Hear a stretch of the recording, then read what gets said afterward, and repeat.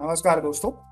इस ट्यूटोरियल में हम लोग ये सीखने वाले हैं कि किसी HTML पेज के अंदर ऐसा एक टेबल कैसे क्रिएट करना है और CSS का यूज करके उसकी विड्थ 100% कैसे करनी है। देखिए, यहाँ लेफ्ट से लेकर राइट तक वो टेबल फैला हुआ है, ये कैसे करना है।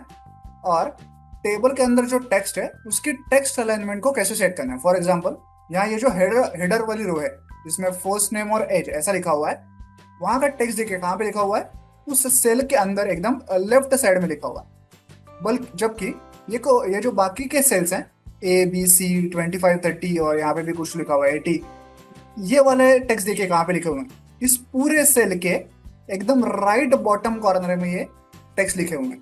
यहाँ पे एकदम लेफ्ट साइड में लिखे हुए हैं हेडर, लेकिन जो नॉर्मल कंटेंट वाले सेल्स हैं वहां पे एकदम राइट बॉटम में ये सारे टेक्स्ट जो है वो लिखे हुए हैं। ये टेक्स्ट अलाइनमेंट कैसे करना है, टेबल को इतना बड़ा कैसे करना है, ये सारी चीजें हम लोग CSS से करने वाले हैं। वो कैसे करना है वो आज हम लोग देखेंगे। चलिए कोड देखते हैं। तो देखिए, यहाँ पे है HTML टैग। हेड टैग के अंदर हमारा सारा CSS है, उसे हम लोग आगे देखेंगे। सबसे पहले UI देखते हैं। ये बॉडी टैग। बॉडी टैग के अंदर है टेबल टैग। सबसे पहले हम लोग जो हेडर वाली रो है उसे क्रिएट करेंगे। देखिए, उसके लिए हमने TR टैग का यूज किया है, जिससे कि एक रो क्रिएट होती है।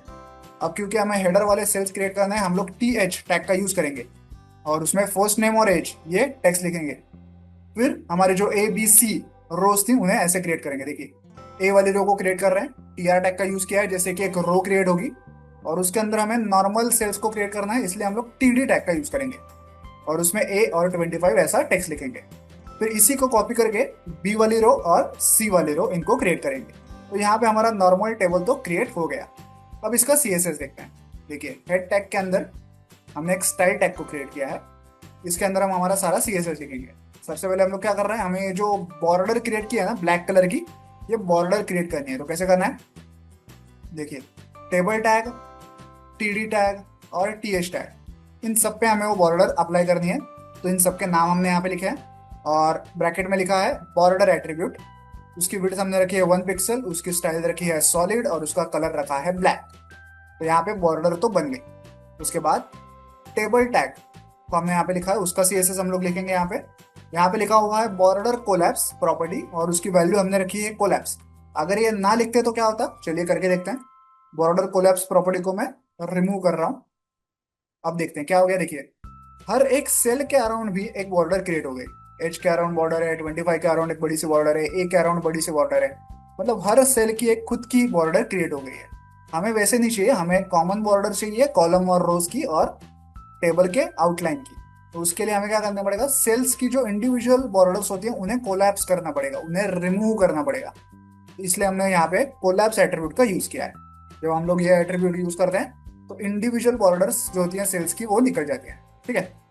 देन टेबल की जो विड्थ है वो हमने 100% रखी है, इसलिए टेबल ये ऐसा पूरा फैला हुआ हमें दिखाई दे रहा है। देन टेक्स्ट अलाइन हमने रखा है सेंटर, मतलब टेक्स्ट जो होगा वो टेबल के एकदम सेंटर में आना चाहिए।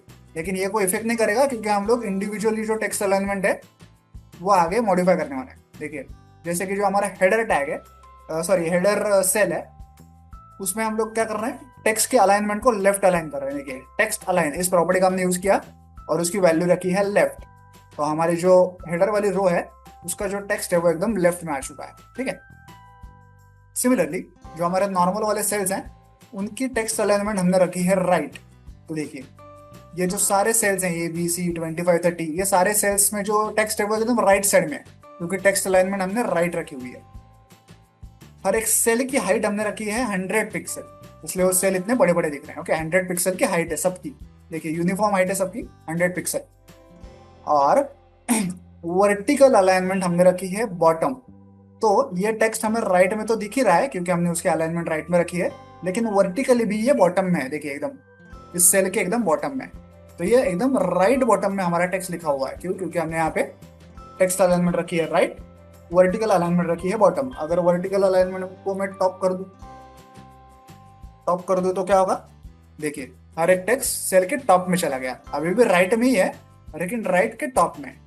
ठीक है। तो इस तरह से आप टेबल के अंदर टेक्स्ट को अलाइन कर सकते हैं। आई होप आप ये पूरा ट्यूटोरियल समझ गए होंगे।